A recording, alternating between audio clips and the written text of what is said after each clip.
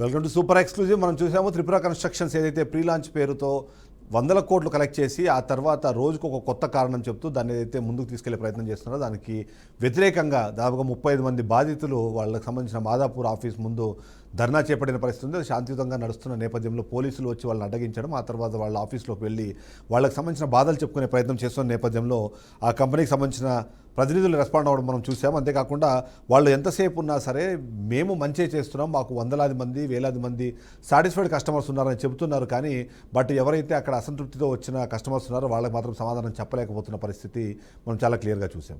అందులో ముఖ్యంగా చూస్తే దాదాపుగా 3 సంవత్సరాల క్రితం లక్షలాది రూపాయలు కలెక్ట్ చేశారు. ఇప్పటిదాకా కూడా అక్కడ ఎలాంటి పని మొదలు పెట్టలేదు. అడిగిన వాళ్లకు ఇంకొక దాంట్లో ఇస్తామని చెప్తున్నారు. కానీ బట్ అక్కడ చూస్తే అక్కడ కూడా కన్స్ట్రక్షన్ ఏం జరగలేదు అన్న విషయము అర్థమవుతోంది. అందులో భాగంగానే ఇప్పటికే మనతో పాటు వేణు శర్మ ఇంతకుముందు మాట్లాడారు. ఆయనే మనతో పాటు లైవ్లో రావడానికి సిద్ధంగా ఉన్నారన్నారు. సో ఆయన కూడా కనెక్ట్ చేసుకునే ప్రయత్నం చేద్దాం. అలాగే బాధితుల తరఫున కూడా కొద్దిమంది అక్కడ మనతో పాటు మాట్లాడడానికి సిద్ధంగా ఉన్న నేపథ్యంలో బాధితులతో కూడా మనం మాట్లాడే ప్రయత్నం చేద్దాం. ఓవరాల్గా చూస్తే మాత్రం ఏదైతే మనం చూస్తున్నామో మాదాపూర్కి సంబంధించి ఈ ఇష్యూని మనం చూస్తే దాదాపుగా 3.5 సంవత్సరాల క్రితం ప్రీ లాంచ్ పేరుతో డబ్బులు కలెక్ట్ చేశారు. గత 3 సంవత్సరాల నుంచి దాని చుట్టూ తిరుగుతుంటే పర్మిషన్లు రాలేదు, పర్మిషన్లు ఇప్పుడు వస్తాయి అప్పుడు వస్తాయి అంటూ కేవలం ఆ టైంని చేస్తూ వెళ్ళారు, ముందుకు తీసుకెళ్తూ ఉన్నారు.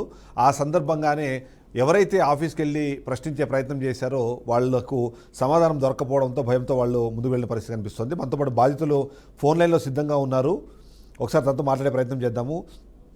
Sir good evening. Good evening అండి. అయితే ఇప్పుడు వేణు శర్మ మాట్లాడుతున్న ప్రకారం కానివ్వండి, ఆయన ఎంతసేపు మేము న్యాయం చేస్తాము అని అంటున్నారు, కానీ మీరేమో అన్యాయం అయిపోతున్నామని మీరు అంటున్నారు. ఎందుకు మీరు నమ్మలేకపోతున్నారు? సార్, ఈ కంపెనీని నమ్మే మేమందరం ఇన్వెస్ట్ చేశాం. సో కంపెనీ రిప్యుటేషన్ అప్పుడు మంచిగా ఉండదని చెప్పేసి, సో మా దగ్గర కూడబెట్టుకున్న డబ్బుతోటి మనకు కూడా ఒక ఇన్వెస్ట్మెంట్ అవుతుంది, మనకు కూడా ఒక ఫ్లాట్ ఉంటుంది, ఒక ఇల్లు ఉంటుంది, సొంత ఇల్లు అనే ఉద్దేశంతో సో మన దగ్గర ఇక్కడ వచ్చినటువంటి 300 మందిలో కూడా కొంచెం మంది డబ్బులు ఉన్నా లేకపోయినా కానీ పర్సనల్ లోన్ తీసుకోను, అక్కడ ఇక్కడ అడ్జస్ట్ చేసుకోను మనము ఆ రోజు ఫ్లాట్ తీసుకోవడం జరిగింది. సో కంపెనీని నమ్మే తీసుకున్నాం. కంపెనీకి మంచి రిప్యుటేషన్ ఉందని వాళ్ళు ప్రాజెక్ట్ చేస్తున్నారని చెప్పేసి నమ్మే తీసుకున్నాం. కాకపోతే గత 3 సంవత్సరాల నుంచి కూడా ఈ ప్రాజెక్ట్ లో ఎటువంటి అభివృద్ధి లేదు, ఎటువంటి ప్రోగ్రెస్ అనేది లేదు. ఒక పర్మిషన్స్ విషయంలో కానీ, ఆ ల్యాండ్ ఎక్విజిషన్ లో కానీ, సో అవన్నీ కూడా మనకి డిలే అవ్వకుంటూ వచ్చాయి. సో మేము కూడా ఒక కస్టమర్లుగా ఉన్న సిచ్యువేషన్ అర్థం చేసుకొని రియల్ ఎస్టేట్ బాగలేదు సరే అనే ఉద్దేశంతో ఇప్పుడు కూడా మేము ఆల్మోస్ట్ ఒక 1.5 ఇయర్ నుంచి కూడా వాళ్ళు చెప్పే వినుకుంటూ వస్తున్నాం.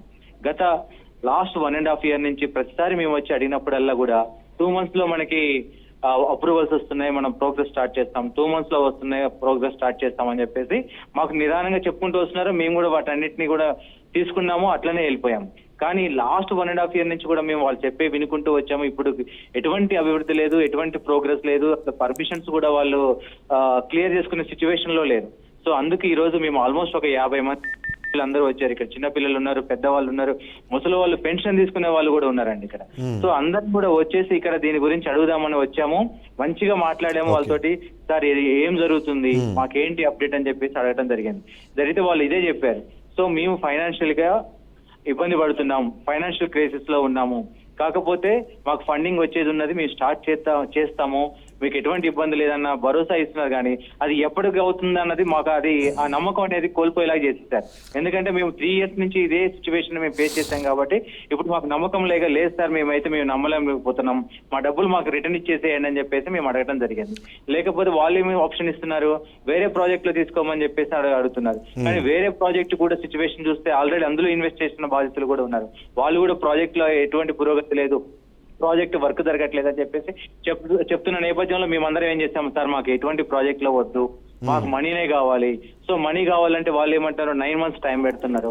ఆ 9 months టైంలో మాకు అసలు నమ్మశక్యంగా లేదు. ఆల్రెడీ ఎవరికైతే టైమింగ్ పెట్టారో వాళ్ళకి ఇచ్చిన చెక్స్ బౌన్స్ అయిపోయాయి. సో అది కూడా జరగట్లేదు కాబట్టి మేము నమ్మే సిచ్యువేషన్ లేదు సార్. మీరు మాకు మనీ ఇద్దామనుకుంటే మటుకు మాకు రిటర్న్ పూర్వకంగా అగ్రిమెంట్ చేయండి, 1 month టైం పీరియడ్ లో మాకు 1 month ఇచ్చేస్తానంటే మాకు ఎటువంటి అభ్యంతరం లేదు. అది కూడా మాకు ఎండి సుధాకర్ దగ్గర నుంచి వీడియో కాల్ ద్వారా చెప్పించండి అని చెప్పేసి మేము అడగటం జరిగింది. జరిగితే వాళ్ళు వాళ్ళు మాకు అందుబాటులో లేరు సార్, మాకు కలవట్లేదు ఎండి గారు అని చెప్పి చెప్పడం జరిగింది.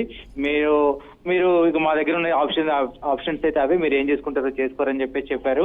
అప్పటికి మేము వాళ్ళకి హాఫ్ అన్ అవర్ టైం ఇస్తాం సార్, మేము ప్రొటెస్ట్ చేద్దాం అనుకుంటున్నాం, మాకు నమ్మకం లేదు, మాట్లాడించండి అని చెప్తే వాళ్ళు ఏమన్నారంటే మీరు ఏం చేసుకుందాం అనుకుంటున్నారో చేసుకోండి అని చెప్పేసి మాకు వేణు శర్మ గారు, అరుణ్ గారు చెప్పడం జరిగింది. దాని తర్వాతకి మేము కిందకెళ్ళి ప్రజా ప్రకారము ప్రొటెస్ట్ చేయడం చేస్తున్నాము.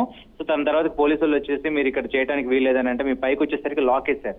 లాక్ ఎందుకు వేసారు అడిగితే మీ ఇష్టం వచ్చిన ప్రకారం మీరు వెళ్ళిపోయారు కదా, ఇప్పుడు మళ్ళీ పైకి వచ్చి రావాల్సిన అవసరం ఏందని చెప్పేసి ఇక్కడ ఉన్న రిప్రజెంటేటివ్స్ మాట్లాడటం జరిగింది. సో కానీ మీరు అక్కడ ఉన్న ఎవరైతే ఫీమేల్ ఎంప్లాయీస్ ఎవరైతే ఉన్నారో వాళ్ళందరినీ భయభ్రాంతులకు గురి చేశారు, వాళ్ళు రిజైన్ చేసి వెళ్ళిపోతాము అనే తరహాలో మాట్లాడుతున్నారు అన్నది వేణు శర్మ చెప్పారు. సో ఏంటి మీరు అంత ఇక్కడ సీసీ కెమెరాలు ఉన్నాయి సార్, మేము భయభ్రాంతులకు గురి చేస్తే, మేము గట్టిగా మాట్లాడినా లేకపోతే ఏమన్నా ఫిజికల్ గా డ్యామేజ్ చేసినా, ఏమన్నా చేసి అటు ఇటు జరిపినండి కూడా ఒక్కటి ఇన్స్టెంట్ చూపించమనండి, definitely we all agree with that. Right. Venu Sharma garu కూడా మనతో పాటు దీని మీద తన క్లారిటీ ఇవ్వడానికి అలాగే తన సైడ్ వర్షన్ చెప్పడానికి లైవ్ లో సిద్ధంగా ఉన్నారు. ఒకసారి ఆయన కూడా మాట్లాడే ప్రయత్నం చేద్దాం. వేణు శర్మ గారు.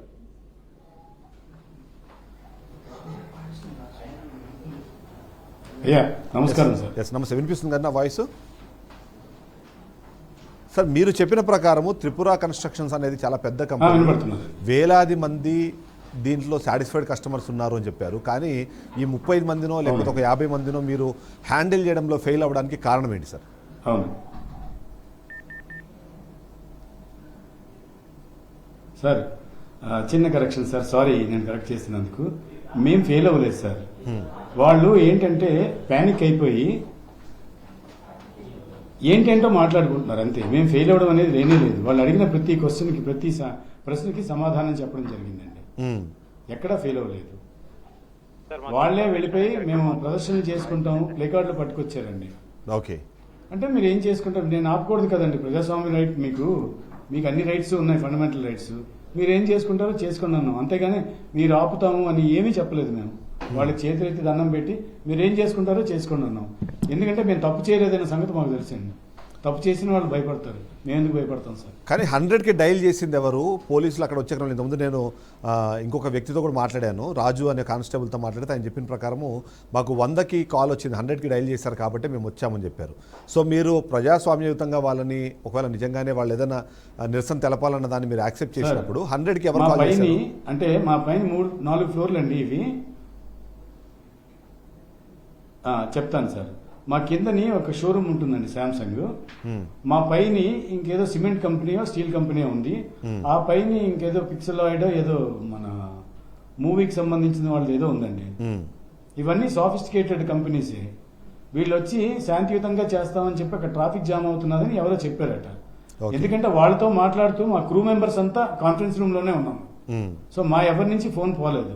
ఓకే, సో వాళ్ళు మీ ఆఫీస్ ముందు వచ్చి ఆ ప్రొటెస్ట్ ఏదో చేస్తామన్నప్పుడు అక్కడి నుంచి కూడా అంటే మీరు తాళాలు వేసి ఉన్నారు, మీరు తాళాలు వేసుకొని లోపల ఉన్నారు, వీళ్ళని బయట ఆపేశారు అనేది మరొక అలిగేషన్. సో నిజంగానే మీకు సమాధానం చెప్పే ఉద్దేశం ఉంటే తాళాలు వేసుకొని లోపల ఎందుకు ఉన్నట్టు, పోలీసులు వచ్చిన తర్వాతనే తాళాలు ఎందుకు ఓపెన్ చేసినట్టు? కాదండి ఈరోజు మా దగ్గర పనిచేసే వ్యక్తి ఒక ఆయన ఒక 10-11 రోజుల కిందట హార్ట్ అటాక్తో చచ్చిపోయారు ఆయన. ఓకే, ఆయనకి ఇవాళ మౌర్నింగ్ ప్రోగ్రామ్ ఉంది. మా ఆఫీసులో ఇంచుమించు 15-20 మంది అమ్మాయిలు ఉంటారండి, ఆడవాళ్ళు. వీళ్ళు గట్టిగా అరవడం వల్ల ఏంటంటే ఒక ప్యానిక్ అయిపోయారు. మరి వీళ్ళు వచ్చి లోపలికి ఏమైనా, మేమంతా కాన్ఫరెన్స్ రూమ్ లోనే ఉన్నాం, ఇంకా మాకు కూడా తెలీదు. ఈ లోపు మా వాళ్ళు ఎవరో వెళ్ళి తాళాలు వేయడం జరిగిందో ఏమైనా తెలియదు, పోలీసులు రాగానే తాళాలు తీశారండి. సో వాళ్ళు వచ్చారని మీకు తెలిసినప్పుడు నిజంగానే వాళ్ళకి సమాధానం చెప్పాలనుకుంటే మీరు వాళ్ళని లోపల కూర్చోబెట్టి, మీరు అన్నట్టు ఏదైతే కాన్ఫరెన్స్ హాల్ మీరు అన్నారో అక్కడ మీరున్నా సరే మిగిలిన ప్లేస్లో వాళ్ళని కూర్చోబెట్టి సమాధానం చెప్పి ఉండొచ్చు కదా. అలా కాకుండా బయట పంపించి తాళం ఎంతో కొంత అవమానపరిచినట్టు కాదంటారా? లేదండి, నేను వెళ్ళి మళ్ళీ మాట్లాడాను. కాదు. ఎందుకంటే నేను వెళ్ళి అందరికీ చేతులెత్తి నమస్కరించి మీకు చెప్పాను ఈ సమస్య, ఇంకా మిగతాది నా దగ్గర లేదు. ఎందుకంటే రియల్ ఎస్టేట్ ఇప్పుడు చాలా బ్యాడ్ షేప్ లో ఉంది. మీ డబ్బులు ఖచ్చితంగా ఇస్తాం. ఎందుకంటే త్రిపుర సంస్థ తాలూకా చరిత్రలో ఎవరికి ఒక పైసా ఎగ్గొట్టింది లేదండి. ఎవరి దగ్గర ఒక పైసా తీసుకోలేదు. మా దగ్గర కొన్న వాళ్ళందరూ 100% లాభపడ్డ కస్టమర్లే. మీరు ఏ కస్టమర్నైనా ఇంటర్వ్యూ చేసుకోవచ్చు. వీళ్ళు కొత్తగా వచ్చారండి, భయపడిపోయారు. సో అయితే మీరు చెప్పే దాని ప్రకారము ఎందుకు ఇప్పుడు మీరు అంటున్న దాని ప్రకారం 3.5 సంవత్సరాల క్రితము మీరు సార్ దీన్ని నేను మీ ఛానల్ ద్వారా వాళ్ళకి అందరికీ చెప్పేది ఒకటండి. ఓకే చెప్పండి వీరు గారు.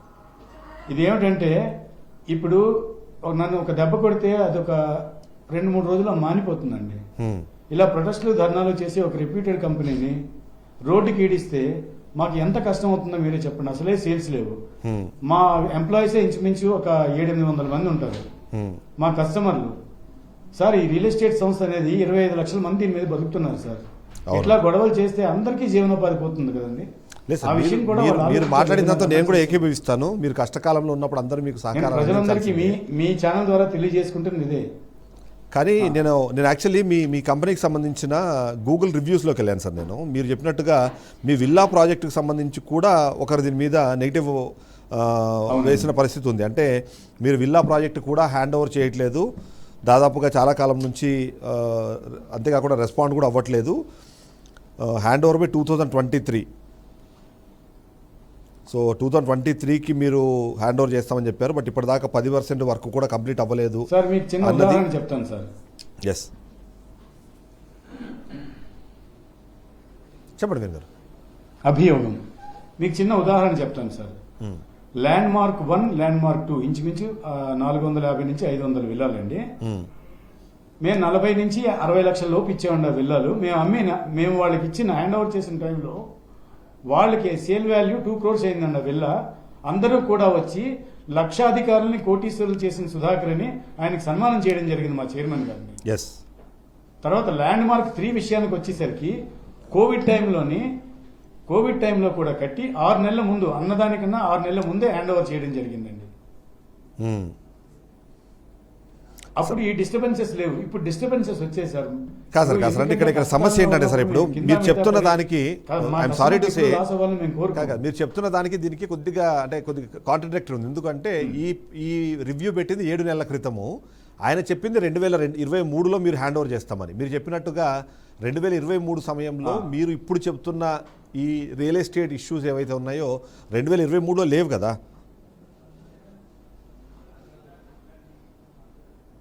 మీరు చెప్పేదాని ప్రకారం కొత్తగా ప్రభుత్వం మారిన తర్వాత కూడా ఈ గత 6-7 నెలలు బట్టి స్ప్రౌట్ అప్ అయినా మీరు చూసుకోవచ్చు.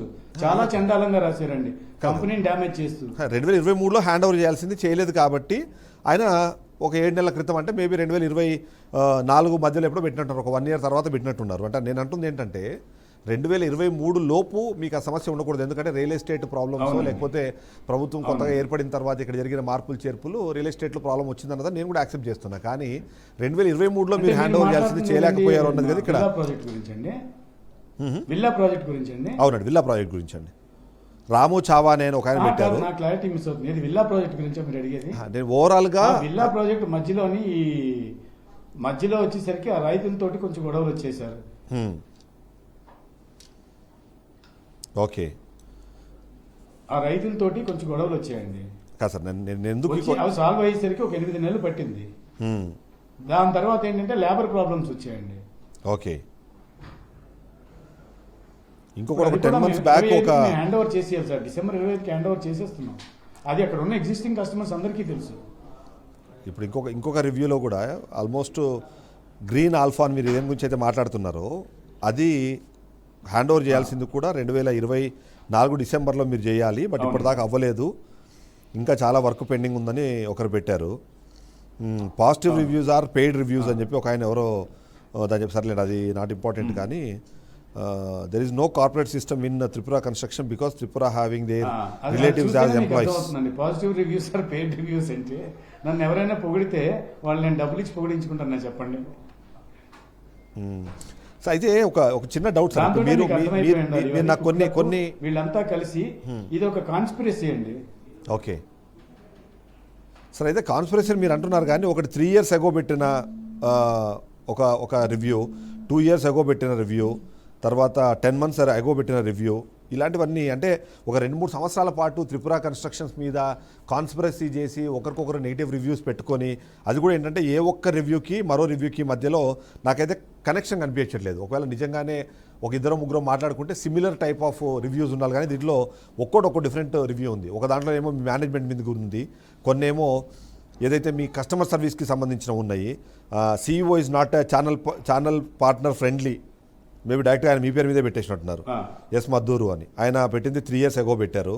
ఆ టైంలో మళ్ళీ మీరు CEO ఉన్నారు లేదో ఐ డోంట్ నో. నేను అప్పుడు లేదండి, నేను 9 నెలలు అయింది సార్. సో అట్లా నేను 9 నెలలు అయింది సార్. ఓకే, అందుకే అండి మీరు కాకపోవచ్చు. బట్ రివ్యూస్ అన్ని చూస్తే మాత్రం రివ్యూస్ ఖచ్చితంగా ఒక్కొక్కరు ఒక డిఫరెంట్ రివ్యూ పెట్టారు. సరే, మీరు ఇప్పుడు చెప్పిన ఇప్పుడు ఏదైతే వీళ్ళు 35 మంది ఇవాళ వచ్చి బాధపడుతున్నారో వాళ్ళు దాదాపుగా 3.5 సంవత్సరాల క్రితం డబ్బులు కట్టామన్నది వాళ్ళు చెప్పిన ఒక ఆరోపణ. సో మన రేరా యాక్ట్ ప్రకారము పర్మిషన్లు రాకుండా డబ్బులు కలెక్ట్ చేయడం అన్నదే ఇల్లీగల్ కదా. సో అలాంటప్పుడు మరి పర్మిషన్ రాకుండా ఆ పర్టికులర్ సైట్కి సంబంధించి మరి డబ్బులు ఎలా కలెక్ట్ చేశారు, మీకు ఏమైనా సమాచారం ఉందా? మీరు లేరు కాబట్టి ఇన్వెస్ట్ చేసుకున్నారు, వన్ టైం ఇన్వెస్ట్మెంట్ చేసుకున్నారు సార్. వన్ టైం ఇన్వెస్ట్మెంట్ చేసుకున్నారు వాళ్ళు. ఓకే, వాళ్ళందరూ కూడా ఇన్వెస్టర్స్, మేము ఎవరికి అమ్మలేదు అలాగా. తర్వాత ఒకవేళ మీరు అన్నట్టుగా వాళ్ళందరూ మా దగ్గర ప్రీ లాంచ్ లో కొనుక్కున్నారంటే కొన్న వాళ్ళది కూడా తప్పు ఉంది కదండి. బేసిక్ గా మేము ఇన్ని సంవత్సరాలు బట్టి చేస్తున్నాం కానీ మేము ఇలా చేయలేదండి. ఓకే, సో అయితే మిమ్మల్ని నమ్మి మీ దగ్గర డబ్బులు పెట్టిన వాళ్ళు తప్పు చేసినట్టు అంటారు మీరు. ఏదో విధంగా లబ్ధి పొందాలని అనుకుంటున్నారు కదండి. మీ దగ్గర మిమ్మల్ని నమ్మి మీ దగ్గర డబ్బులు పెట్టిన వాళ్ళు తప్పు చేసినట్టుగా మీరు ఇప్పుడు తప్పు చేశారని నన్ను అనలేదండి. అంతే కదా, అభియోగం తప్పు అంటున్నాను. అభియోగం ఇప్పుడు రేరా TG రేరా యాక్ట్ ఏం చెప్తోంది? అభియోగం తప్పు అంటున్నాను కాదు సార్, నేను TG రేరా యాక్ట్ ఏం చెప్తోంది? మీరు పర్మిషన్ లేకుండా డబ్బులు కలెక్ట్ చేయడం అన్నది ఈజ్ నాట్ పర్మిసబుల్ కదా. మీరు అలాంటప్పుడు ఒక ప్రాజెక్ట్ కడుతున్నాము, ఈ ప్రాజెక్ట్లో మీరు ఇన్వెస్ట్ చేయడం ద్వారా మీకు ఫ్లాట్ ఇస్తామని చెప్పి ఒక MOU రాసి. చట్టానికి వ్యతిరేకమైన పనులు ఏమీ చేయలేదండి, మేము ఇన్వెస్ట్మెంట్ మాత్రమే తీసుకున్నాం. వాళ్ళు MOU చూడొచ్చు సార్ మీరు. సో MOU ప్రకారం మా మీద అభియోగం పెట్టారు, వాళ్ళ MOU తమ్మని వాళ్ళ MOU చూడండి సార్, మీకే అర్థం అవుతుంది. సార్ ఏముంటుంది సార్ MOU లో? జస్ట్ నేను చూడలేదు, జస్ట్ నేను మీతో ఓవరాల్ గా విందాం అనుకుంటున్నాను. అయితే సార్ ఇక్కడ మీకు ఇంకో విషయం కూడా చెప్పాలి. ఇంకొక విషయం కూడా చెప్పాలి సార్. ఇక్కడ కొంతమంది మిగతా ప్రాజెక్ట్స్ నుంచి ఇందులో పెట్టమని కూడా ఇచ్చారు మాకు, ఇందులో పెట్టమని. అవి కూడా ఉంటాయండి. అంతే సార్, మీరు అన్నట్టు మీరు మొదటగా చెప్పిన వేలాది మంది సాటిస్ఫైడ్ కస్టమర్లు కొద్దిమంది దీంట్లో ఇన్వెస్ట్ చేసి ఉంటారు. కానీ ఈ 35 మందో 50 మందో ఏదైతే అసంతృప్తి వ్యక్తం చేసే కస్టమర్స్ ఎవరైతే ఉన్నారో వాళ్ళ వల్ల మిగిలిన అన్నింటికి కూడా మీకు ఇబ్బంది అయ్యే అవకాశం ఉంది కదా.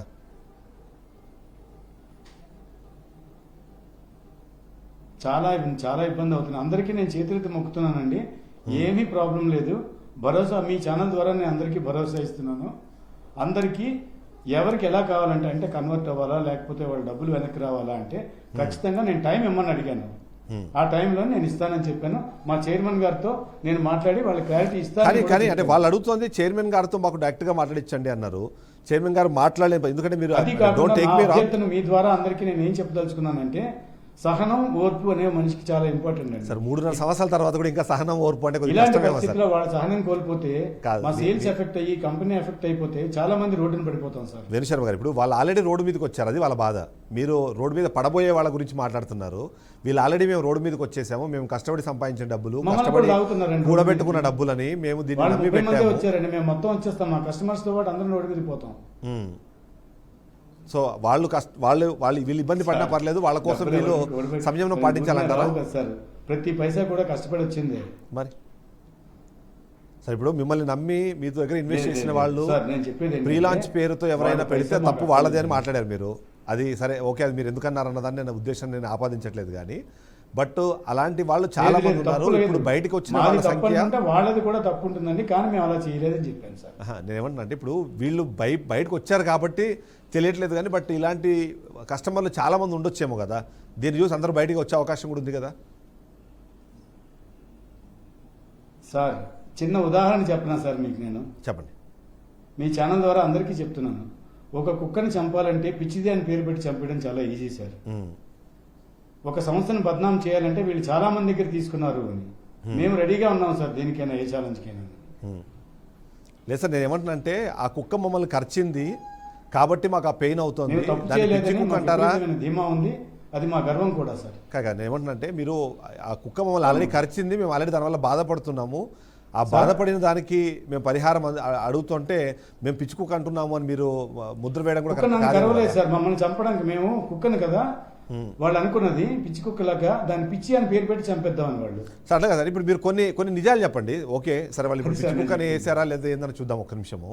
మీరు వాళ్ళతో డబ్బులు కలెక్ట్ చేసిన మాట వాస్తవమా కాదా?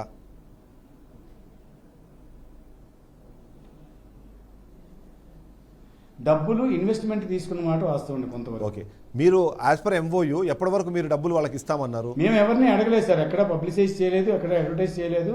మా దాంట్లో మీరు పెట్టండి అని ఎవరికి చెప్పలేదు. అయితే మనోహర్ గారు కూడా మనతో పాటు లైవ్ లో ఉన్నారు. యాజ్ ఎ సంస్థ తీసుకోవచ్చు కదా సార్. ఎస్, మనోహర్ గారు కూడా మనతో పాటు లైన్ లో ఉన్నారు. ఎస్, అది మీరు ఒక మాట చెప్పారు నాతో, దీనికి సంబంధించి బ్రౌచర్. మనోహర్ గారు నమస్కారం, నేను వేణు శర్మ అండి. ఎస్, ఏదైతే బ్రౌచర్ ఉంది, బ్రౌచర్ని చూసిన తర్వాతనే మేము ఇన్వెస్ట్మెంట్ చేసామని మీరు అన్నారు. సార్ మీరు కాదు, వేణుశర్మ గారు, మనోహర్ గారు అండి. అవునండి. ఎస్, ఆ బ్రౌచర్ లాంటిది ఏమీ వేరే లేదు. రాకుండా బ్రౌచర్ వేయకూడదండి as per the act. So brochure లేకుండా మీరు ఎందుకు దాని మీద ఇన్వెస్ట్ నెంబర్ చేశారు? కూడా మెన్షన్ చేయాలి, దాని పర్మిషన్ కూడా మెన్షన్ చేయాలి. మేము అట్లాంటివి ఎక్కడ వేయలేదు సార్. ఓకే, బ్రౌచర్ లేకుండా మేము ఇన్వెస్ట్ లేదండి. ఒక బ్రౌచర్ ఉందని ఎవరైనా చెప్తే మనోహర్ గారు రెస్పాండ్ అవ్వని మేడం ఒకసారి. ఎస్, మనోహర్ గారు, మీరు తను చెప్తున్న ప్రకారం మేము ఎలాంటి బ్రౌచరు వేయలేదు, ఆ బ్రౌచర్ ఏం లేకుండానే కేవలం మీరు మీ సెల్ఫ్ ఇంట్రెస్ట్తోనే వచ్చి ఇన్వెస్ట్ చేశారు. అది పర్చేజ్ కాదు, కేవలం ఇన్వెస్ట్మెంట్ అన్నది ఇప్పుడు తను చెప్తున్న మాట. లేదు సార్, అది బ్రౌచర్ ఉన్నది సార్. అది ఓకే, ఒకసారి వీలైతే నాకు ఒకసారి వాట్సాప్ చేయండి, నేను లైవ్లో చూపించే ప్రయత్నం చేస్తాను. మేబీ వేణుశర్మ గారు కూడా పంపించే ప్రయత్నం చేస్తాను నేను. ఒకసారి మీ నెంబర్ సార్. ఎస్, మీకు నేను మీకు హాయ్ అని పెడతాను ఒకసారి. ఇంతకుముందు నేను మాట్లాడాను కదా మీతో. యా పెట్టండి. నేను హాయ్ అని పెడుతున్నాను, మీరు ఒకసారి నాకు అది పంపించండి.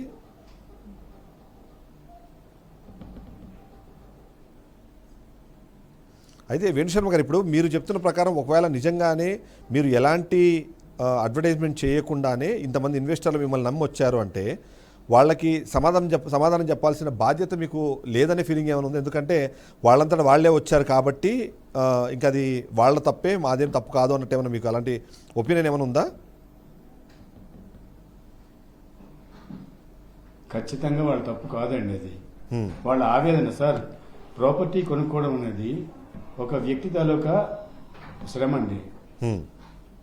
ఆ శ్రమను ఎప్పుడు మేము గుర్తిస్తాం. వాళ్ళు తప్పు నేను ఎవరితోటి మాట్లాడలేదు, వాళ్ళనే అడగండి నేను ఏమైనా తప్పు మాట్లాడానేమో. ఎవరితో నేను తప్పు మాట్లాడలేదు, వాళ్ళ బాధ అర్థమైంది. కాకపోతే ఇప్పుడు మీకు న్యాయం చేసే స్థితిలో మేము లేము, మాకు కొంత టైం కావాలని మాత్రమే వాళ్ళని అడగడం జరిగింది.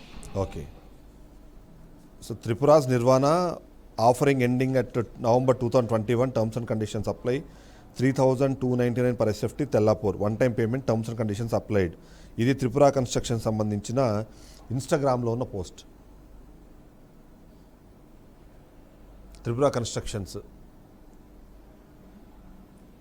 సార్ ఇన్స్టాగ్రామ్ లో మేమే పెట్టక్కర్లేదండి, ఎవరైనా పెట్టుకోవచ్చు. కాదు సార్, త్రిపుర కన్స్ట్రక్షన్ అనే కంపెనీ కాదు సార్. అంటే మీరు మేబీ మీరు దాన్ని ఏమంటారు, మీరు ఒక అబద్ధాన్ని కప్పుపుచ్చడం కోసం మీరు ఇంకొన్ని చెప్తున్నారు అనిపిస్తుంది నాకు.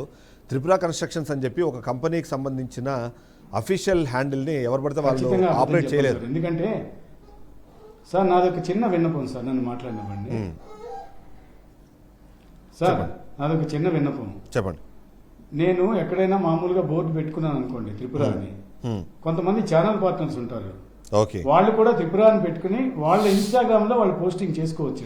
సేల్స్ ఎట్ tripuraconstructions.com చేయాలని లేదండి. సేల్స్ ఒక్క విషయాన్ని మీరు నా దగ్గర నుంచి తీసుకోండి, ఇది అబద్ధం కాదు.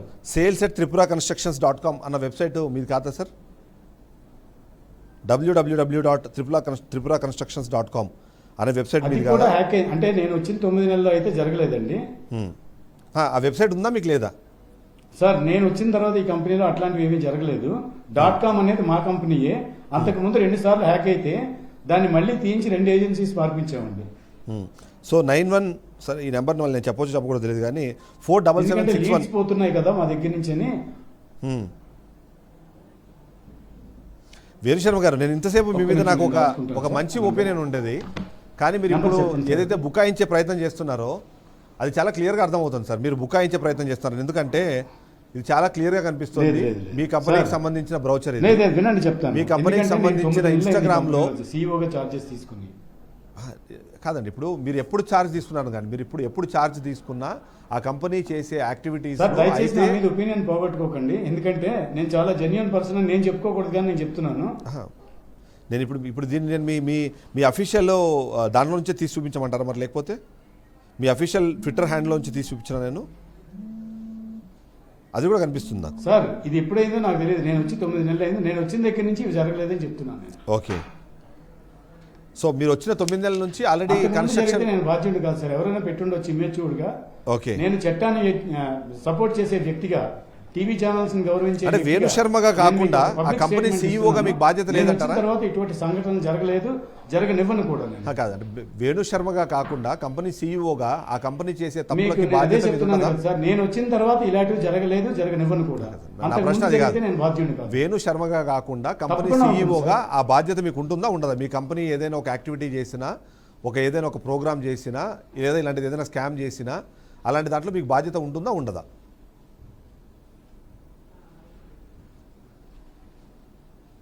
బాధ్యత అంటే నా నోటీస్కి వస్తుందండి, రావాలి. అది రాకుండా వెళ్ళిపోతే నేను చేయలేను. ఇవన్నీ మీ దగ్గర ఓపెన్ గా చెప్తున్నాను, ఎందుకంటే నేను లైవ్ లో ఉన్నాను. నేను అబద్ధం చెప్పడమో అటు ఇటు మాట్లాడమో జరగదు. సో మొత్తానికి మీరు వచ్చిన తర్వాత ఆల్రెడీ అప్పటికే రియల్ ఎస్టేట్ డౌన్లో ఉంది కాబట్టి కొత్తగా మీరు ఏమీ యాక్టివిటీస్ చేయలేదు అనుకుంటున్నాను నేను.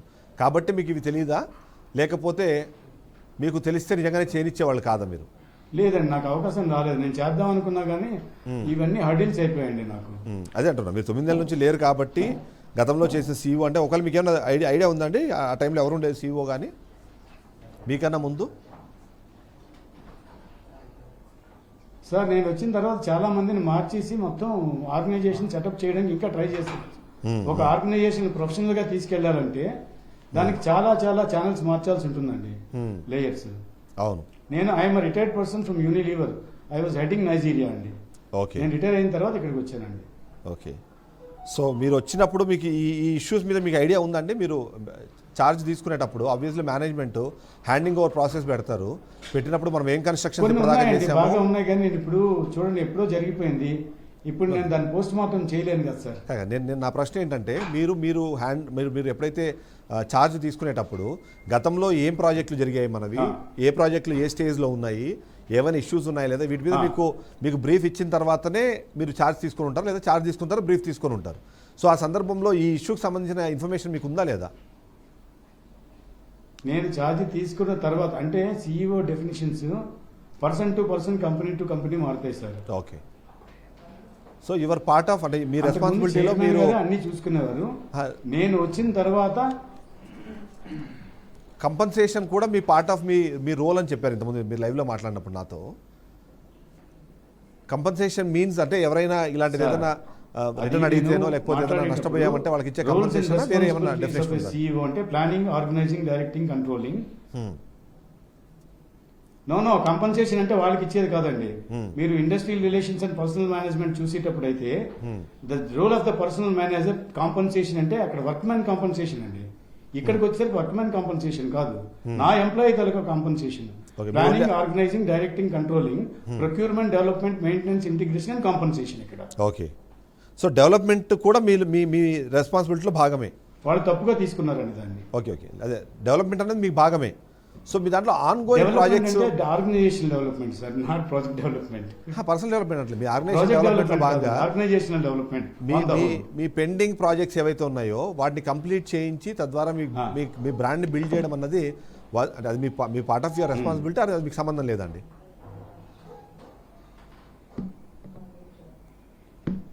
పార్ట్ ఆఫ్ ద రెస్పాన్సిబిలిటీ అండి. సో అయితే మీరు ఆల్రెడీ ఒక ప్రాజెక్ట్ ఉంది, గత 3 సంవత్సరాల నుంచి అది ముందుకు వెళ్ళట్లేదు, పర్మిషన్ రాలేదు, పర్మిషన్ రాకపోయినా దాని మీద డబ్బులు కలెక్ట్ చేసేసాము అంటే యాజ్ ఎ సిఇఓ. అదే మీరు ఆల్రెడీ ఒక ప్రాజెక్ట్ ఆల్రెడీ ఒక 3 సంవత్సరాల క్రితం స్టార్ట్ అయింది, వాళ్ళతో డబ్బులు కలెక్ట్ చేసేసారు, ఇప్పటివరకు అదేం ప్రోగ్రెస్ అవ్వట్లేదు, ఎక్కడ వేసిన గొంగలు అక్కడే ఉన్నట్టు అన్నప్పుడు సో దాని నుంచి వచ్చే ఈ ప్రాబ్లమ్స్ అన్నింటికి సొల్యూషన్ ఇవ్వాల్సిన బాధ్యత మీదే. బికాజ్ ఎండి గారు గత 2 సంవత్సరాల నుంచి 2 నెలల నుంచో 3 నెలల నుంచో ఆయన దుబాయ్లో ఉంటున్నారు. సో వీటన్నిటికీ మీరు రెస్పాన్సిబుల్ కాబట్టి, లేదా మీరు ఆన్సరబుల్ ఒక పొజిషన్లో ఉన్నారు కాబట్టి, సో దీనికి ఏంటి సొల్యూషన్ అని ఎప్పుడైనా మీరు అడిగారా మీ మేనేజ్మెంట్ని? అవునండి, నేను అడిగాను. ఒక 4 days ago నేను ఎండి గారితో మాట్లాడడం జరిగింది. సార్ దీనికి ఆప్షన్స్ ఏంటి అంటే వాళ్ళు చెప్పిన ఆప్షన్సే వీళ్ళు చెప్పడం జరిగింది. ఇది ఎండి గారు ఇచ్చిన ఆప్షన్సే అంటే వాళ్ళంతా దే స్టార్టెడ్ ఇన్సిస్టింగ్ మీ నో మేము ఎండి గారితో మాట్లాడతామని. ఆయన నాకు అందుబాటులోకి రాలేదు. వాళ్ళు అక్కడ ఉండి నా కస్టమర్లు అందరూ మంచి వాళ్ళంది, చిత్తశుద్ధి ఉంది వాళ్ళకి. వాళ్ళని అడగండి, నేను ఒక్క మాట తప్పు మాట్లాడలేదు. వాళ్ళందరికీ ఎష్యూరెన్స్ ఇచ్చాను నేను. సార్ మీ దగ్గర క్యాన్సిలేషన్ చేసుకున్న కళ్యాణ్ అనే ఒక కస్టమర్కి మొత్తం 9.5 లక్షలు ఇంటూ 8 చెక్కులు ఇచ్చారు మీరు. అందులోంచి ఒక్క చెక్కు కూడా ఆనర్ కాలేదు, అన్ని డిజానర్ అయినాయి. అన్ని పాపం ఒక అబ్బాయి వచ్చాడండి, వాళ్ళ అమ్మాయిని తీసుకుని వచ్చాడు. పాపం చాలా మంచి కస్టమర్ ఆయన. సో 9.5 లక్షలు ఇంటూ 8 చెక్కులు ఇస్తే ఒక్క చెక్కు కూడా క్లియర్ అవ్వలేదు, అన్ని బౌన్స్ అయ్యాయని ఆయన చేసిన ఆరోపణ. ఇవ్వడం అవ్వలేదు. 9.5 లక్షలు ఇంటూ 8 చెక్కులు బౌన్స్ అయినాయి ఆయనకి.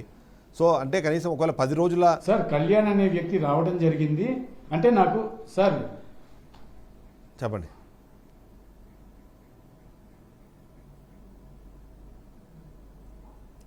వేణు గారు.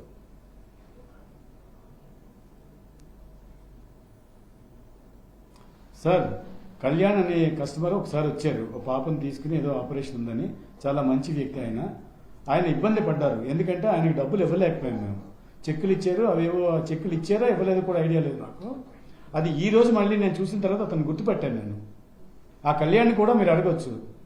నా నుంచి పాజిటివ్ రెస్పాన్సే వచ్చింది. కళ్యాణ్ నీకు తప్పకుండా న్యాయం చేస్తాను, ఇప్పుడు చేయలేనున్న పరిస్థితిలో ఉన్నాను, ఖచ్చితంగా చేస్తానని ఆయనకు చెప్పాను నేను. సార్ పాజిటివ్ ఆయన రూడ్ గా మాట్లాడి పంపించి ఆయన చీట్ చేసే ఉద్దేశం సార్. అంటే ఏమంటే ఇప్పుడు ప్రేమగా మాట్లాడినంత మాత్రాన మీరు ఆయన్నే కనుక్కోవచ్చు. ప్రేమగా మాట్లాడినంత మాత్రాన లేదా ఆప్యాయంగా మాట్లాడినంత మాత్రాన ఆయన సమస్యలు తీరిపోయాయా? మీరు చెప్తున్నాడు ఒక పాపని తీసుకొని వచ్చారు, తనకేదో సమస్య ఉంది అందుకే దాన్ని క్యాన్సిలేషన్ చేశారని చెప్పి 9.5 లక్షల చొప్పున 8 చెక్కులు ఇచ్చి ఒక్క చెక్కు కూడా దాన్ని ఆనర్ చేయకుండా బౌన్స్ చేసిన తర్వాత మీరు ఆప్యాయంగా మాట్లాడితే ఆయన కష్టాలు తీరిపోతాయంటారా? నిజంగా మీరు ప్రేమగా మాట్లాడేదే సొల్యూషన్ అంటారా? లేదు, తీరవండి. ఆయనకి చెయ్యాల్సిందే సార్, ఆయనకి చెయ్యాలి. ఆయనకి ఇవ్వాల్సిందేనండి. ఇస్తామనే చెప్పాము, కాకపోతే పరిస్థితి బాగాలేదండి, డబ్బులు లేవు. అదే ఆయనకి ఎక్స్ప్లెయిన్ చేశాను. సో నాకు ఒక కీలకమైన ప్రశ్న వచ్చింది. అదే ఫోటో అందరికీ చూపించి ఆయన ఇన్స్టిగేట్ చేశాడు. న్యాచురల్ గా ఆయనకున్న ప్రాబ్లం మంచి పెద్ద ప్రాబ్లమే, కాకపోతే ఆయనకు కూడా తెలుసు. నేను చెప్పిన తర్వాత ప్రజాముఖంగా వచ్చి అందరిలో అది చెప్పి చేస్తే ఏమవుతుందంటే మంచిగా మాట్లాడదామని వచ్చిన వాళ్ళకి కూడా కోపం వస్తుందండి అది. సో ఫైనల్గా నాకు ఇప్పుడు ఒక పాయింట్ నాకు వచ్చిన డౌట్ ఏంటంటే, మీరు ఇప్పుడు గ్రీన్ ఆల్ఫా అనే ఇంకొక ప్రాజెక్ట్ చేస్తున్నామన్నారు. ఇక్కడ వీళ్ళకి 10 లక్షల రూపాయలు ఇవ్వలేని పరిస్థితిలో ఉన్న మీరు అంత పెద్ద కన్స్ట్రక్షన్ ఎలా కంప్లీట్ చేయగలుగుతారు? అవునండి,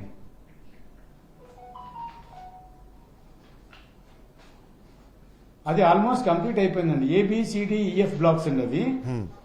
AB బ్లాక్స్ ఇప్పుడు కన్స్ట్రక్షన్ అవుతున్నాయి, CDEF ఆల్రెడీ అయిపోయాయండి. మీ అకౌంట్లో 10 లక్షల రూపాయలు 9.5 లక్షల రూపాయల చెక్లు క్లియర్ చేయడానికి డబ్బులు లేని వాళ్ళు మీరు అన్నట్టుగా ఆ 2 బ్లాకులు కంప్లీట్ చేయాలి అంటే కనీసం ఒక 10-15 కోట్ల అవసరం ఉండదు అంటారా? ఈ 9.5 లక్షల కన్నా తక్కువ అమౌంట్ ఖర్చుతోనే అది కంప్లీట్ అయిపోతాయా? సార్ నా చిన్న విన్నపం, నా అకౌంట్లో 10 లక్షలు లేవు, నేను ఇవ్వలేను అని చెప్పలేదు. ఎందుకంటే ప్రయారిటీస్ని బట్టే ఇవ్వాలండి. అక్కడ చాలా మంది ఎంప్లాయీస్ ఉన్నారు, చాలా మంది ఇవ్వాల్సి ఉన్న మెటీరియల్ వాళ్ళు ఉంటారు, వాళ్ళందరికీ చేయాలి. ఈయన వచ్చి నా డబ్బులు మొత్తం నాకు ఇవ్వండి అంటే పార్ట్ పేమెంట్ ఇస్తామని చెప్పుంటారు. ఎందుకంటే ఈయన కేసు కూడా నేను రాకముందు జరిగింది. కాదు సార్, అది మీరు అర్థం చేసుకోవాలి. నేను ఏమంటున్నానంటే ప్రియారిటీస్ మీకు ఉంటాయి, కానీ 9.5 లక్షల రూపాయలు ఇంటూ 8 చెక్కులు ఇచ్చిన మీరు ఆయన కష్టం మీకు ఆల్రెడీ అర్థమైంది అంటున్నారు, అయ్యో పాపమని మీరే అంటున్నారు. అందులోంచి మరి ఎంతో కొంత అమౌంట్ ఆ ప్రియారిటీ ఉన్న లిస్టులో ఆయనకు ఎంతో కొంత అమౌంట్ మీరు అడ్జస్ట్ చేసి ఇచ్చుంటే మేబీ ఆయన ఆ సమస్య నుంచి బయటపడేవాడేమో. అంటే ఆయన సమస్య ఏంటో నాకు కూడా తెలియదు, జస్ట్ చెప్తున్నా నేను. అంటే మీ ప్రియారిటీ లిస్ట్లో ఈ కస్టమర్లకు సంబంధించిన సాటిస్ఫాక్షన్ లేదు. ఇద్దామనే ఉంది సార్, ఖచ్చితంగా ఇద్దామనే ఉంది, కానీ ఒక్కటి కూడా సేల్ అవ్వట్లేదు సార్. బయట నుంచి తీసుకొచ్చి డబ్బులు ఇక్కడ మేనేజ్ చేయడమే అవుతున్నారు సార్, ఇక్కడైతే సేల్ అవ్వలేదు. సో ఏంటి 9 నెలల్లో మీరు చెప్తున్నట్టుగా నేను కూడా కళ్యాణ్తో చెప్పాను కూడా, ఇప్పిస్తాను నాన్న నీ డబ్బులు ఏదో విధంగా చేసి, అంతకన్నా ముందే ఇప్పిస్తానని చెప్పాను. కొంచెం టైం అడిగాను సార్ నేను. ఇవ్వాలి, ఆయనకి ఇవ్వాలి, అది తప్పే. ఓకే. సో అయితే ఇప్పుడు నాతో సుధాకర్ ఉన్నారు, తనతో మరొకసారి మాట్లాడే ప్రయత్నం చేద్దాము. సార్ ఏంటి మీరు వింటున్నారు కదా ఇక్కడ, అంటే తను చాలా ప్రేమగా నేను మాట్లాడాను, అన్నీ చెప్పే ప్రయత్నం చేశాను, కానీ మీ సైడ్ నుంచే అంత పాజిటివ్ రెస్పాన్స్ లేదు, కావాలని ప్రొవోకేట్ చేసే సిచ్యువేషన్ అక్కడ క్రియేట్ చేశారన్నది ఒక మాట మాట్లాడుతున్నారు. ఎందుకు మీరు 3.5 సంవత్సరాల నుంచి వెళ్ళినప్పుడు మీరు వేణుశర్మ గారితో ఎన్నిసార్లు మాట్లాడారు? వేణుశర్మ గారు మీకు ఏం చెప్పారు? ఒకసారి దాని మీద క్లారిటీ ఇవ్వండి ఒక కస్టమర్ మన వ్యూవర్స్కి. సార్ చిదంబరం గారు నమస్తే అండి. ఈయన వేణుశర్మ గారు చెప్పిన కళ్యాణ్ నేనే. యా కళ్యాణ్ గారు సార్, నేను స్టార్ట్ చేసే ముందు ఒక మాట చెప్పి స్టార్ట్ చేస్తాను. Please. Sir, justice delayed is justice denied అండి. అవును. నాకు అవసరానికి ఆదుకొని డబ్బు తర్వాత ఎట్లా వచ్చినా కానీ నాకు వేస్ట్ అది. ఓకే, సో ఇప్పుడు ఆయన బాధపడ్డారు, నాతో మంచిగా మాట్లాడారు. నా కడుపు నిండిందా? నా పాప హాస్పిటల్ బిల్లు కట్టిందా? ఎందుకండి సార్ ఐఎమ్ సారీ యాక్చువల్లీ అంటే ఇది మీ టూ పర్సనల్, కానీ just for for for reference అడుగుతున్నా. అంటే మీరు ఏంటి హాస్పిటల్ అంటే పాపకు సంబంధించి ఏదైనా మేజర్ ఇష్యూనా అది? మేజర్ ఇష్యూ సార్ కొంచెం. ఓకే, సో మీ అవసరం ఎంత ఉండే అమౌంట్? సార్ అనేది కాదు సార్, ఇప్పటి వరకు నేను 17 లక్షలు ఖర్చు పెట్టానండి హాస్పిటల్ కింద. వీళ్ళు డబ్బులు ఇవ్వలేదని నేను జనవరిలో నేను ఒక ఇల్లు కొనుక్కున్నాను సార్. ఓకే, తెల్లాపూర్లోనే. నాకు డబ్బులు సరిపోక రిజిస్ట్రేషన్ చేసుకోవాల్సిన ఇల్లు అమ్మాను. ఓకే, ఎవరిస్తారు సార్ డబ్బులు? సో వేణుశర్మ గారు అది నేను ఈ సుధాకర్ గారికి చెప్తే నేను నీకు అని వాళ్ళు ఏదో మాట్లాడు, అది వదిలేయండి. ఇప్పుడు ఏంటంటే మీరు అడిగారు కదా ఎన్నిసార్లు కలిసారు మీరు, ఎన్ని వచ్చారని.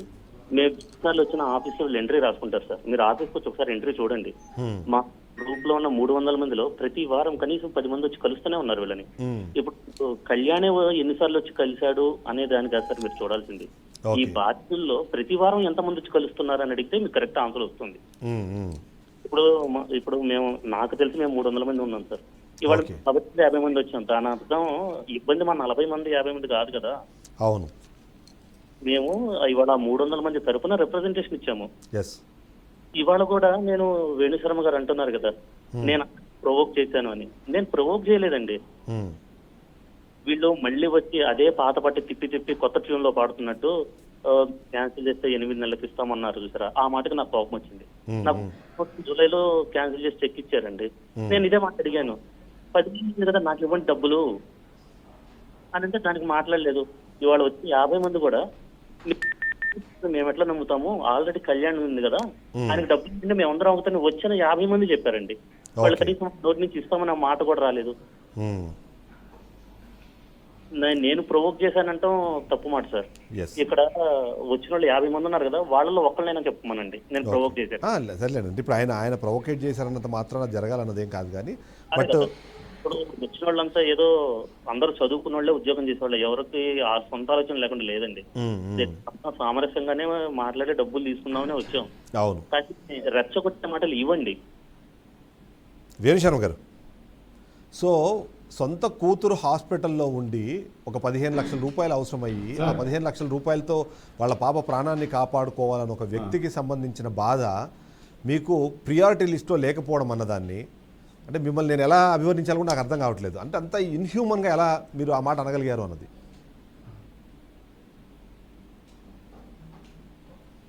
దయచేసి నన్ను అభివర్ణించవద్దు సార్, ఎందుకంటే అప్పుడు ఆ సీన్లో డైరెక్ట్గా నేను లేను. ఇవాళ కళ్యాణ్ చూపిస్తున్నప్పుడు ఐ రియల్లీ ఫెల్ట్ బ్యాడ్. ఇది తీసుకోండి మళ్ళీ ఐ రీఇటరేట్. ఈ రోజు ఆయన చూపిస్తున్నప్పుడు నేను చాలా బాధపడ్డాను. అయ్యో కళ్యాణ్ నీకు ఏదో ఒకటి చేసి నేను ఇప్పిస్తాను. ఇప్పుడు కూడా అదే ఫీలింగ్ ఉంది. అంటే కళ్యాణ్ నేనేం మాట్లాడలేదు, అది ఇన్హ్యూమన్ అని నేను ఒప్పుకుంటాను. అయితే దాన్ని ప్రొజెక్ట్ చేసే విధంగా ప్రొజెక్ట్ చేసి ఉంటారు నా కింద ఎంప్లాయీస్ మేనేజ్మెంట్ దృష్టికి. కాదండి, సారీ అండి వేణుశర్మ గారు మధ్యలో మిమ్మల్ని ఇంటరప్ట్ చేస్తున్నందుకు. సార్ చిదంబరం గారు, నేను మా పాప హాస్పిటల్ నుంచి డిశ్చార్జ్ అయిన తర్వాత నేను మా ఆవిడ మా పాప తీసుకొని వచ్చి నేను 11 ఆఫీస్కి వచ్చి 2 వరకు నన్ను ఎవరు అటెండ్ చేయలేదు. నాకు రోజున పాపతో నేను వచ్చి డబ్బులు అడుగుదామని వస్తే డబ్బుగా 2 నిమిషాలు మాట్లాడి పంపించారు. వేణుశర్మ గారు ఉన్నారు అప్పుడు? ఉన్నారండి, ఆయన నాతో మాట్లాడింది కూడా. అది జరిగి ఎన్ని రోజులు అవుతుందండి? ఇదండి అక్టోబర్ అవుతుంది అనుకుంటాను సార్. అక్టోబర్ లేకపోతే అక్టోబర్ ఎండ్ అవుతుంది పోయిన సంవత్సరం. సార్ వేణుశర్మ గారు, అక్టోబర్ నుంచి ఇవాళ మనం ఏప్రిల్ 26వ తారీఖు మాట్లాడుకుంటున్నాము. మీరు ఇన్హ్యూమన్ అనొద్దని చెప్పంటున్నారు మీరు. మీకు ఈ 6 నెలల్లో అక్టోబర్లో అప్పుడు జాయిన్ అయ్యాను. నేనేమంటే అక్టోబర్లో మీరు విన్నారు, ఆయన బాధ విన్నారు. మీరు ఆయన కూతుర్ని తీసుకొని వచ్చి నా పాపకి ఇలాంటి సమస్య వచ్చింది, కొన్ని 15 లక్షల రూపాయలు కట్టి మా పాపని బయటికి తీసుకొని వచ్చానని చెప్పి చెప్పాను. 6 నెలల కాలంలో మీరు వాళ్ళకి ఇవ్వడానికి ఒక 9.5 లక్షల రూపాయలు ఎప్పుడూ మీకు అది అడ్జస్ట్ అవ్వలేదా సార్? కనీసం ఒక్క చెక్కు 8 చెక్కులు ఇచ్చారు మీరు. ఒక్క చెక్ కనీసం క్లియర్ చేసి ఉండొచ్చు కదా. నన్ను మన్నిస్తానంటే ఒక మాట చెప్తాను. చెప్పండి. వినండి, నన్ను మన్నిస్తానంటే ఒక మాట చెప్తాను. ఆయన పాపం తీసుకొచ్చి నా దగ్గర పెట్టాడు. నేను అప్పుడే కొత్తగా ఛార్జ్ తీసుకున్నాను. నాకు ఈ ఫైనాన్షియల్ సిచ్యువేషన్ మీద అప్పుడు ఇంకా పూర్తి అవగాహన పట్టు రాలేదు. ఆ రోజు సంగతి చెప్పట్లేదు సార్, నేను నాకు ఈ రోజు సంగతి పూర్తి అడుగుతున్నాను అవగాహన మీకు. పట్టు వచ్చేసరికి ఫైనాన్షియల్ పరిస్థితి అధ్వానంగా తయారైంది. కాదు సార్, నేను ఈ రోజు సంగతి అడుగుతున్నాను సార్. నేను పాత ఆ రోజు వద్దు, ఆ రోజు ఈ మీరు రోజు ఇచ్చే వచ్చారు, పరిస్థితిలో లేదండి కంపెనీ. అదే మీకు నేను సమాచారం ఆ రోజు మీరు నేను 2 క్వశ్చన్లు అడిగాను సార్. రెండింటికి మీరు కాంట్రాడిక్టరీ సమాధానం చెప్తున్నారు. ఒకటి, మీరు మరోవైపు ఒక కన్స్ట్రక్షన్ కంప్లీట్ చేస్తున్నాము, రోజుకి 150 మంది పనిచేస్తున్నారని ఇంతకుముందు మీరు నాతో మాట్లాడినప్పుడు చెప్పారు. ఇవాళ నేను అడుగుతుంది ఏంటంటే, అంత ప్రాబ్లమ్స్లో ఉన్న ఒక వ్యక్తి తన కూతుర్ని భార్యని తీసుకొని వచ్చి నేను సమస్యల్లో ఉన్నానని మీ దగ్గర 6 నెలల క్రితం వచ్చి కలిసినప్పుడు, ఈ 6 నెలల్లో ఆయనకి ఇవ్వడానికి ఒక 10 లక్షల రూపాయలు, అంటే మీరు ఆ 150 మందికి మీకు కూలీనో లేకపోతే వాళ్ళకి సంబంధించిన పేమెంట్ చేయడానికి మీ దగ్గర డబ్బులు ఉన్నాయి, కానీ కూతురు చావు బతుకుల నుంచి నేను బయటికి తీసుకొచ్చాను ఒక వ్యక్తి వచ్చి కలిస్తే మళ్ళీ 6 నెలల తర్వాత గుర్తుపట్టిన అయ్యో పాపం అన్నానని చెప్పి అంటున్నారు. సార్ ఏంటి సార్ మీరు, అంటే నాకు లిటరల్లీ మీలో నాకు ఒక అపరిచితుడు కనిపిస్తున్నాడండి. I'm really sorry to say this. అంటే మీరు ఇలా నటిస్తున్నారా లేకపోతే నిజంగానే మీ క్యారెక్టర్ అదా? సార్ చాలా చాలా ఘోరమైన కామెంట్ చేశారు సార్. లేదు సార్, కరెక్ట్గా మాట్లాడుతున్నాను నేను. నేను 6 నెలల ప్రాబ్లం నుంచి సాల్వ్ మీరు ఒక చేయండి. వ్యక్తి నేను చాలా మంది తన సాల్వ్ కూతురు అయ్యారు ప్రాబ్లం. బాధపడింది, తన కూతురు హాస్పిటల్లో ఉంది, తన కూతుర్ని చాలా హాస్పిటల్ మంది తీసుకొచ్చానని సాల్వ్ అయ్యి, మరి చెప్పిన కళ్యాణ్ వ్యక్తికి విషయం ఏమైందంటే 6 నెలల నుంచి మీకు ఇవ్వడానికి డబ్బులు లేవు, కానీ మీరు కన్స్ట్రక్షన్ కంపెనీ పెద్ద కంపెనీ నడుపుతున్నారు. మీరు ఒక దగ్గర 150 మంది ఎంప్లాయీస్ పనిచేస్తున్నారని మీరు చెప్తున్నారు. వాళ్ళకు జీతాలు ఇవ్వడానికో వాళ్ళకి బత్యాలు ఇవ్వడానికో మీ ఆఫీస్లో మీరు చెప్పినట్టు 25 మంది 30 మంది పనిచేస్తున్నారన్నారు. వాళ్ళకి యావరేజ్ సాలరీ 30,000 రూపాయలు వేసుకున్న దాదాపు 10 లక్షల రూపాయలు మీరు నెలకు ఖర్చు పెడుతున్నారు. ఒక కూతురు, నా కూతురు కష్టాల్లో ఉంది, అక్కడ నుంచి ప్రాణాపాత స్థితిలో నేను తీసుకొని వచ్చానని చెప్పిన వ్యక్తికి మీరు ఒక 10 లక్షల రూపాయలు అరేంజ్ చేయలేకపోయినామని చెప్పడం అన్నది, అది 6 నెలల తర్వాత చూసి నేను అయ్యో పాపం అన్నాను అంటున్నారంటే ఏంటి సార్ అసలు?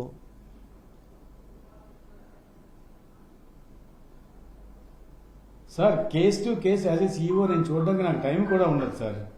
కేస్ టు కేస్ ఉండదు. ఎవరో కళ్యాణ్ లాగా ఎక్సెప్షనల్ కేసులు వచ్చిన వాళ్ళు 1-2 సార్లు నాకు తారసపడతారు. ఇది మీరు అర్థం చేసుకోవాలి. సార్ అక్టోబర్ నుంచి ఈ రోజు మధ్యలో ఎక్కడ ఆయన మిమ్మల్ని కలవలేదా? ఎప్పుడు మీకు ఆయన కనెక్ట్ ప్రతి అవ్వలేదా? ఒక్క కేసు నేను పర్సనల్ గా సాల్వ్ చేయడానికి అవ్వదండి ఇంతమంది కస్టమర్.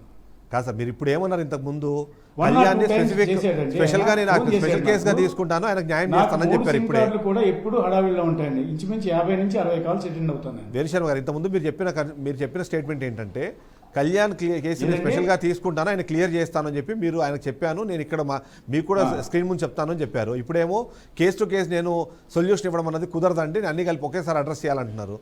సార్ ఏది నిజమనాలి ఇంత కాంట్రడిక్టరీ స్టేట్మెంట్స్తో?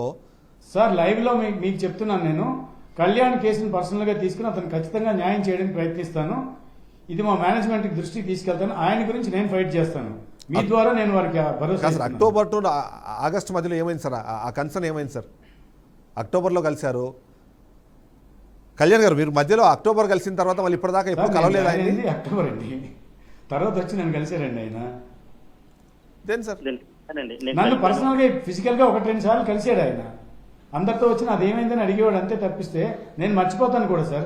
ఇప్పుడు చాలా మంది కస్టమర్స్ వస్తారు, ఎవరి కేసు అనేది గుర్తుపెట్టుకోవడానికి కూడా అంత టైం కూడా ఉండదు నాకు. వాళ్ళనే అడగండి, చెప్తారు వాళ్ళు. కాదు సార్, నేను ఏమంటున్నా అంటే గుర్తు పెట్టుకునేంత ఎందుకంటే పెద్ద సమస్యలో ఎవరు ఆయన ఫోన్ ఉన్నారు. చేసినా ఫోన్ ఎత్తేది నేనే. కాదు వేణుశర్మ, నేను ఏమంటున్నానంటే గుర్తు పెట్టుకునేంత పెద్ద సమస్యలో నుంచి వచ్చిన వ్యక్తి ఆయన. 35 మంది సమస్యలకు సంబంధించి నాకు ప్రస్తుతానికి తెలియదు, కానీ నాకు తెలిసిన దాంట్లో ఒక కూతురు చావు బతుకుల మధ్యలో నుంచి బయటకు వచ్చిందని భార్యతో సహా వచ్చి కలిసిన ఒక వ్యక్తిని నేను మర్చిపోయానో, ప్రతిసారి వచ్చి గుర్తు చేసినా సరే అది మీకు కన్సిడరేషన్లోకి రాలేదనో ఏదైతే చెబుతున్నారో, అది అంటే నేను చాలా అంటే నేను మిమ్మల్ని చూసి నాకు ఎలా రియాక్ట్ అవ్వాలి కూడా అర్థం కావట్లేదు. సార్ మీకు నిజం చెప్పమంటారా అబద్ధం చెప్పమంటారా మీ ఛానల్ సార్ మీరు అబద్ధమైనా చెప్పండి. ఆయన వచ్చి పాపను తీసుకొచ్చి మా పాపకు ఒంట్లో బాగాలేదన్నారు, ఆపరేషన్ చేయించాలన్నారు. వినండి, మా పాపకి ఆపరేషన్ చేయించాలన్నారు. ఏం ఆపరేషన్? ఆవిడ చావు బతుకుల్లో ఉందో నాకు తెలియదు. అయ్యో నాన్న సారీ అన్నాను, నేను వెళ్ళిపోయాను. తర్వాత ఆయన ఫోన్లు చేసేవాడు, 1-2 సార్లు కలిసాడు అంతే. ఏంటి ఇంకా అవ్వలేదా అంటే ఇంకా అవ్వలేదు. సరే నేను కన్సర్న్ డిపార్ట్మెంట్కి చెప్తానులే అనేవాడిని. మరి తర్వాత ఆయనే వాళ్ళతో డైరెక్ట్ గా వెళ్ళాడు, కానీ నా దగ్గరికి మళ్ళీ ఈ రోజే ఆయన రావడం కలవడం. సో అప్పుడు మీ మాట ఇక్కడ వాల్యూ లేనట్టే కదా? మీ కంపెనీలో మీ మాట వాల్యూ లేనట్టే కదా? కేసు ఇది అండి, మీ కంపెనీలో మీకు వాల్యూ లేనట్టే కదా? ఎందుకంటే మీరు చెప్పిన తర్వాత కూడా పర్టికులర్ డిపార్ట్మెంట్ నా మాటకి వాల్యూ లేదని ఎలా చెప్తాను సార్? సిచ్యువేషన్ లేదు సార్, డబ్బులు ఇచ్చేది కాదండి. ఆ డిపార్ట్మెంట్ మీ మాటకి రెస్పెక్ట్ ఇవ్వలేదు కదా? రెస్పెక్ట్ ఇచ్చుంటే ఆయన పేమెంట్ క్లియర్ అయ్యి ఉండేది.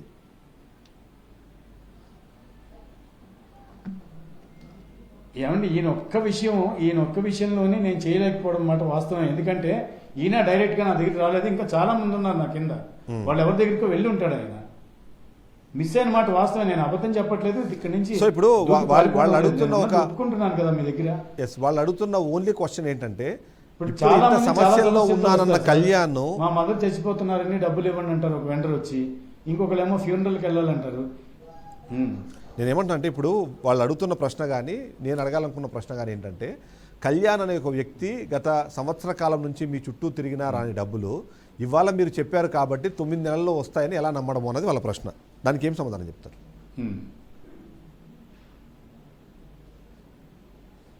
సార్ దేనికైనా నమ్మకమేనండి, లేకపోతే నేను ఏమీ చేయలేను. వాళ్ళకి కూడా అదే చెప్పాను. ఈ డిబేట్ మళ్ళీ మొత్తం పట్టుకొచ్చాక 8 నుంచి స్టార్ట్ చేశారు. మరి అక్కడ అయిపోయింది అంతా. మళ్ళీ అదే క్వశ్చన్ మీ ద్వారా నన్ను లైవ్ లో అడిగిస్తున్నారు. అంటే ఇప్పుడు లైవ్ లో అడిగించారు, అంతకు మించి ఇంకేమీ లేదు. మీరందరికీ అదే మీరు ఎలా అడిగారు వాళ్ళు అడిగితే అందరికీ ఓపిక ఇలాగే సమాధానం చెప్పాను. ఇప్పుడు లైవ్ లో అడిగిస్తున్నారు. కానీ అంటే నేను ఏమంటాను, మీరు ఓపికగా సమాధానం చెప్తున్నారు కానీ బట్ ఆ సమాధానంలో నిజాలు ఎన్ని ఉన్నాయన్నదే సార్ ప్రశ్న. ఇక్కడ సమాధానం ఒక్కటే వాళ్ళని సమాధానం పరచలేదు. నిజాలు మాట్లాడితే బాగుండేదేమో అన్నది వాళ్ళ ఒపీనియన్. డబ్బులు ఇచ్చేస్తే అన్ని నిజాలేనండి సార్. సార్ నేను నిజమే చెప్తున్నాను. ఈ ప్రాజెక్టు ఒక 9 నెలల్లో స్టార్ట్ అవ్వడానికి ఛాన్సెస్ ఉన్నాయి. లేదు అంటే వాళ్ళు ఎగ్జిట్ అయిపోతామంటే వాళ్ళు డబ్బులు ఇచ్చేసి రూపాయి ఇంట్రెస్ట్ వేసి ఇచ్చేస్తానన్నారు చైర్మన్ గారు. ఇంకా కాదు అనుకుంటే మా మిగతా ప్రాపర్టీస్ ఉన్నాయి కదా అందులో ఏదైనా చూస్ చేసుకోండి వెళ్ళండి అన్నాం. ఇంతకు మించి సో వాళ్ళు ఒక ఛాలెంజ్ విసిరారు కూడా వాళ్ళకి ఇదే విన్నవించుకుంటున్నారు. ఒక ఛాలెంజ్ విసిరారు. ఆ ఛాలెంజ్ మీరు సిద్ధమా? ఆయన చెప్పిన ఛాలెంజ్ ఏంటంటే మీరు చెబుతున్న మిగిలిన ప్రాజెక్టులో ఎక్కడైనా సరే ఒక్క తట్ట మట్టి ఎత్తినా సరే ఒక ఇటుక పిల్ల అక్కడ కొత్తగా పెట్టున్నా సరే మేము మీరు చెప్పేదానికి సిద్ధంగా ఉన్నాము, కానీ అక్కడ ఏమీ జరగట్లేదు, కేవలం మమ్మల్ని ఏమారుస్తున్నారు అన్నది వాళ్ళు ఇచ్చిన ఛాలెంజ్.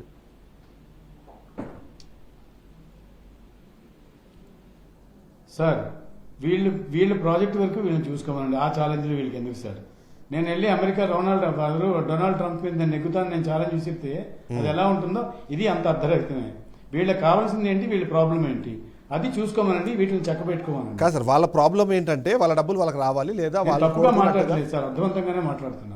లేదు అర్థవంతమే, నేను కాదనట్లేదు. అదే ఏమంటున్నానంటే ఇప్పుడు అంతే మీరు చెప్పిన ప్రకారం నేను మాట్లాడి చైర్మన్ గారితో మీకు మెసేజ్ కూడా పంపిస్తానని చెప్పాను. ఇంకొక ప్రాజెక్ట్కి వెళ్ళమంటున్నారు. ఆ ప్రాజెక్ట్ కూడా పూర్తి అయ్యే పరిస్థితుల్లో లేనప్పుడు అక్కడికి వెళ్ళి మేము చేసేది ఏంటి అన్నది ఒక ప్రశ్న. రెండో ప్రశ్న ఏంటంటే అక్కడ ప్రస్తుతం ఉన్న మార్కెట్ వాల్యూ ప్రకారమే మేము డబ్బులే తీసుకోమనండి. అట్లాంటప్పుడు సార్ ఇవన్నీ నన్ను ఇబ్బంది పెట్టడానికే వాళ్ళు అడుగుతున్న ప్రశ్నలు తప్పిస్తే వాళ్ళు ఇంకో ప్రాజెక్ట్ మీద నమ్మకం లేదు అంటే దీంట్లోనే ఉండి డబ్బులు తీసుకోమని 9 నెలల్లో ఇచ్చేస్తానని చెప్తున్నాను కదా. మరి కాదు సార్, కళ్యాణ్కి 10 సంవత్సర కాలంలో ఇవ్వలేనిది 9 నెలల్లో వీళ్ళందరికీ ఇప్పుడు మనం లెక్క ప్రకారం 9.5 లక్షలు ఇంటూ 8 ఎంత వచ్చింది? దాదాపుగా ఒక 90 లక్షలు వచ్చింది అనుకోండి, ఒక కోటి రూపాయలు వచ్చింది అనుకోండి. అదే ఇవ్వలేకపోతున్నారు మీరు. 35 మంది ఇంటూ 11 గంటల నుంచి 4 చిదంబరం గారు నా మాట తీసుకోండి. చిదంబరం గారు 11 గంటల నుంచి 4 గంటల వరకు అదే పాయింట్ సర్క్యుమాంబులేట్ అయింది పర్టికులర్ టాపిక్. మళ్ళీ వాళ్ళు వచ్చి మీ దగ్గర పెట్టి మళ్ళీ అదే అంటున్నారు. నాకు 65 ఏళ్ళ వయసు, ఉదయం 2 ఇడ్లీ తినొచ్చాను, మధ్యాహ్నం ఎడవాళ్ళ భోజనం కూడా చేయలేదు, నన్ను ఇంతలా విసిగిస్తే నేను ఏం చెప్పండి సార్. వాళ్ళు సమాధానం వాళ్ళకి చెప్పాను సార్. వాళ్ళు అదే 11 గంటల నుంచి మీ ఆఫీస్ ముందు ఎండలో నిల్చొని ప్లకార్డులు పట్టుకొని మాకు న్యాయం చేయండి అని కోరుతున్నారు సార్. వాళ్ళ బాధ కూడా మీరు తీర్చాల్సిన బాధ్యత లేదంటారా? ఎండలో నేను నించున్నది వాళ్ళు 25 నిమిషాల తర్వాత పోలీసులు వచ్చి పైకి పంపించారండి. సో అది చిన్నదే అంటారు అయితే? తెలియదు ఏముంది సార్, చిన్నదే అంటారు మీరు. అందులో మీది చాలా మంచి ఇది మీ ఛానల్ కూడా కాదు సార్. నేను అడుగుతుంది ఏంటంటే మీరు మీరు మీరు భోజనం చేయలేదు, నేను కూడా ఎక్కువసేపే ఉన్నారు సార్, ఎక్కువసేపే ఉన్నారు. సెంట్రల్ ఎయిర్ కండిషన్ ఆఫీస్ అండి మాది. సో ఇప్పుడు ఏంటి ఫైనల్గా? ఇప్పుడు ఒకవేళ కళ్యాణ్ కూడా లైన్లో ఉన్నారు. కళ్యాణ్ సార్, ఏంటి నమ్మకం ఉందండి కళ్యాణ్ గారు మీకు? సార్ అది సార్ నాకు ఇవాళ నమ్మకం కనుక ఉంటే నమ్మకం మాకు కాదు సార్, వాళ్ళకు ఉండాలి ఫస్ట్. వాళ్ళు కనుక మమ్మల్ని నమ్మి మేము 3.5 ఏళ్ళు ఆగాం కనుక వాళ్ళు కూడా సార్తో సుధాకర్ గారితో ఒక కాల్ పెట్టుకుంటే బాగుండేది సార్. కానీ వాళ్ళు అక్కడ ఫెయిల్ అయ్యారు. ఇప్పుడు కూడా వాళ్ళు 8 నెలల తర్వాత ఇస్తాము, 9 నెలల తర్వాత ఇస్తామంటే దానికి కూడా సగం మంది సిద్ధంగా ఉన్నా కానీ అది ఎలా ఇస్తారనే దానికి వాళ్ళు మాకు చెప్పట్లేదు. ఓకే, వీళ్ళు ప్రపోజ్ చేసిన ఆప్షన్స్ కూడా మాకు ఎవి సమ్మతంగా లేవండి. ఓకే, సో అందుకని చెప్పేసి ఇవాళ ఇక్కడ దాకా తీసుకొచ్చారు వీళ్ళు. ఎందుకంటే మీరు లీగల్ గా చూసినా గానీ ఇప్పుడు మనం టైం బౌండ్ కనుక మెన్షన్ చేయకపోతే 3 years is time bound legal గా చూసినా గానీ.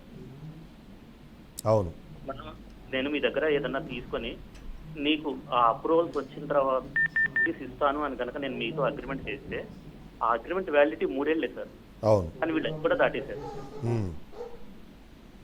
సో మీకు ఇంకా మమ్మల్ని పెట్టాం. ఇప్పుడు ఎలా ఉందంటే సార్, ఇక్కడ బాధపడింది నేను, మళ్ళీ వీళ్ళు పైపచ్చి నన్నే మాట్లాడుతున్నారు.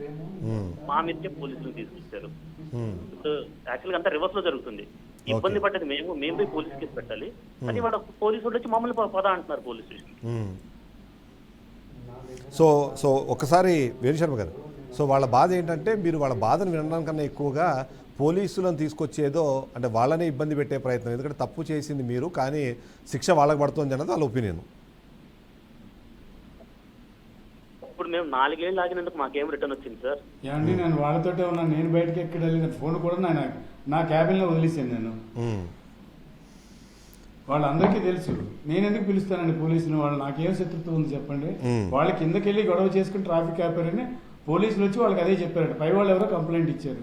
తర్వాత వాళ్ళు మీ ఆఫీస్కి వచ్చారు. వాళ్ళని లోపల పెట్టి నేను మీ ఆఫీస్కి వచ్చిన తర్వాత రాజు అనే ఒక కానిస్టేబుల్ వచ్చారు. కానిస్టేబుల్ వచ్చి ఇక్కడ కూడా మీరు ఇక్కడ గొడవ చేయకూడదు, ఇక్కడ నుంచి మీరు వెళ్ళిపోవాలి అని చెప్పి రాజు అనే ఒక కానిస్టేబుల్ వచ్చి వాళ్ళకి బయట పంపించే ప్రయత్నం చేశారు, లేదా పోలీస్ స్టేషన్కి వెళ్ళమని చెప్పారు. మీరు చెప్పినట్టుగా ఒకవేళ కింద ధర్నా చేస్తున్నప్పుడు వేరే కంపెనీ వాళ్ళు వేరే వాళ్ళు ఫోన్ చేసే అవకాశం ఉంటే మీ ఫ్లోర్లోకి వచ్చి కూర్చున్నప్పుడు వేరే వాళ్ళు మళ్ళీ పోలీసులకు ఫోన్ చేసే అవకాశం లేదు కదా. వాళ్ళు వచ్చేందుకు కంప్లైంట్ ఏదైనా ఉంటే పోలీస్ స్టేషన్కి వెళ్ళి చూసుకోండి, మీరు ఇక్కడ రావద్దండి అని ఎందుకు చెప్పారంటారు? సార్ ఈ పాయింట్ ఆల్రెడీ మనం డిస్కస్ చేసాం చిదంబరం గారు. మీరు రోడ్ మీద ఉన్నది జరుగుతున్నది. మా ఎంప్లాయీ ఒక ఆయన హార్ట్ అటాక్ తో చచ్చిపోయాడు. మా ఆఫీస్ లో 20 మంది వరకు లేడీ ఎంప్లాయీస్ ఉన్నారు. వీళ్ళంత మంది వచ్చేసరికి వాళ్ళు భయపడుతున్నారని చెప్పి మా వాళ్ళు తలిపేసి ఉండొచ్చు. అది కూడా నాకు తెలియదు. నేను వేరే కాల్లో ఉన్నాను. కాల్లో మాట్లాడుతుంటే మా వాళ్ళు వచ్చి అందరూ వచ్చారండి, అద్దాలు కొడతారేమో అంటే నేను పరిగెట్టుకెళ్ళాను. ఈలో పోలీసులను చూశాను, తలుపు తీయమని చెప్పాను. ఇదే జరిగింది. తలుపు తీసిన తర్వాత కూడా వాళ్ళతో నేనే మాట్లాడాను. ఇదంతా మనం ముందు డిస్కస్ చేసిన తర్వాత ఇప్పుడు పోలీసులు పైకి వచ్చింది ఎందుకు అంటే మీరు అంటే వాళ్ళు వచ్చి అక్కడ నుంచి వెళ్ళిపోమని చెప్పడానికి వచ్చారు. వాళ్ళు కింద మీరు చెప్పినట్టుగా రోడ్డు మీద ఎవరికైనా ట్రాఫిక్ ప్రాబ్లం వచ్చింది దీనికి సంబంధం లేదు. వీళ్ళు ఏదో దాన్ని పట్టుకుని ఏదో లాగుతున్నారు, ఇంకేం లేదు. కాదంటే ఏదో ఒకటి కాదు అంటే వాళ్ళ బాధ చెప్తున్నారు. మీతో బాధ చెప్పుకోవడానికి వస్తే మా మీదకే పోలీసులు పంపించారు అన్నది వాళ్ళ బాధ. విన్నానండి ఆ బాధ, 6 గంటలు బట్టి బాధ విన్నానండి. ఇప్పుడు అదే చెప్తున్నారు మళ్ళీ. సో ఏంటి మళ్ళీ మీ ఎండి గారితో వాళ్ళకి ఒక కాల్ అరేంజ్ చేయడానికి వేరే ఏమన్నా ప్రాబ్లం ఉందండి?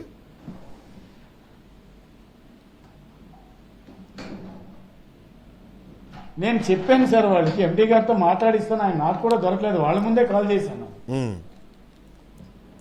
సార్ మీ వాయిస్ కట్ అవుతున్నదండి, వినపట్లేదు. హలో, ఓకే ఇప్పుడు వినిపిస్తుందండి? హలో హలో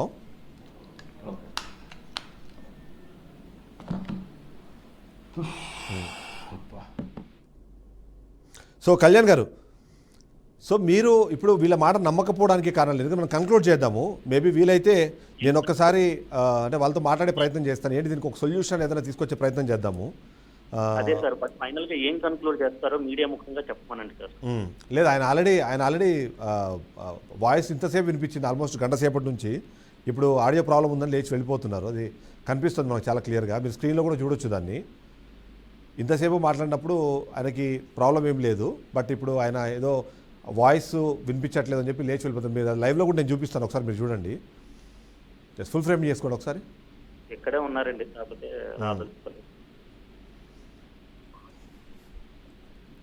సో వేణుశర్మ గారు, మీరు చాలా అందంగా మీరు ఆర్టికులేట్ చేసే ప్రయత్నం చేశారు కానీ బట్ మీరు మాట్లాడిన మాటల్లో చాలా వాటికి కాంట్రాడిక్టరీ స్టేట్మెంట్స్ అయితే వినిపించాయండి. నాకు చాలా క్లియర్గా అర్థమవుతుంది. మీరు చెప్పిన దాంట్లో నిజం కన్నా కేవలం సమాధానం మాత్రమే కనిపించింది. మీ మీద నెగిటివ్ రివ్యూలు వస్తేనేమో వాటిని మీరు ఎవరో కావాలని చేశారంటారు. ఒక్కో రివ్యూకి మరో రివ్యూకి మధ్యలో డిఫరెన్స్ అయితే ఉందో అది సంవత్సరాల పాటు ఉందండి అంటే దాని మీద ఏం మీరు రెస్పాండ్ అవ్వరు. సో మీ ఆలోచన విధానమో లేకపోతే మీరు చెప్పిన మాటలకి ఎక్కడ అది రెండు కంక్లూజన్ సరిగా నాకు రావట్లేదు. సరే, కళ్యాణ్ గారిని ఒకసారి మాట్లాడేసి మనం క్లోజ్ చేద్దాము. కళ్యాణ్ గారు, ఫైనల్గా మీరు కోరుకుంటుంది ఏంటి? మీరు అసలు ఏది సొల్యూషన్ అనుకుంటున్నారు? సార్ సొల్యూషన్ అంటే ఏం లేదు సార్, అందరూ వచ్చిన వాళ్ళంతా వాళ్ళ డబ్బులు వాళ్ళకి ఇవ్వమని అడుగుతున్నారు సార్. అదే ఒకటే మాట సార్, దేనికంటే ట్రస్ట్ ఫ్యాక్టర్ అనేది 2 వైపుల నుంచి ఉండాలండి. ఇప్పుడు చప్పట్లు అనేది 2 చేతులు కలిస్తేనే ఎంతసేపు ఒక చేయి ఊపితే చప్పట్లు అవుతుంది సార్. ఎంతసేపు వీళ్ళు మమ్మల్ని నమ్మండి మేము మంచోళ్ళం అని చెప్తున్నారు కానీ దానికి తగ్గట్టుగా అడుగు పడలేదు సార్. ఇప్పుడు Okay. 4 ఏళ్ళు ఆగిన తర్వాత ఇవాళ జనాలందరూ వచ్చి ఒకసారి అడిగారంటే అది ఎందుకు జరిగిందనే ఆత్మ పరిశీలన వాళ్ళు చేసుకోవాలండి. అది చేయకుండా మేము అది చెప్పాము ఇది చెప్పాము మళ్ళీ ఇవే ఇంగ్లీష్ చెప్పినట్టు కాక్ అండ్ బుల్ స్టోరీసే వస్తున్నాయి. సో అది మాకు ఆమోదయోగ్యంగా లేదు. ఇప్పుడు నేను 8 నెలలు ఆగుతాను సార్. ఓకే, ఆల్రెడీ 10 నెలలు అయింది, ఇంకో 8 నెలలు ఆగుతాను. 8 నెలల తర్వాత డబ్బులు ఇస్తారని ఏంటి గ్యారంటీ అంటే దానికి సమాధానం చెప్పలేదు. Yes, very valid point. Yes, దానికి సమాధానం చెప్పలేదు. సో నెక్స్ట్ ఏంటి ఇప్పుడు వీళ్ళు తప్పించుకునే ప్రయత్నం చేస్తున్నది అయితే అర్థమవుతుంది. సో మీ నెక్స్ట్ కార్యాచరణ ఎలా ఉండబోతుంది ఏంటి, మీరు ఏం ప్లాన్ చేస్తున్నారు? ఒకవేళ నిజంగానే మా సైడ్ నుంచి బీఆర్కే న్యూస్ తరఫు నుంచి మీకు ఏదైనా సపోర్ట్ కావాలంటే మీకు సపోర్ట్ చేయడానికి 100% మేము రెడీగా ఉంటాము.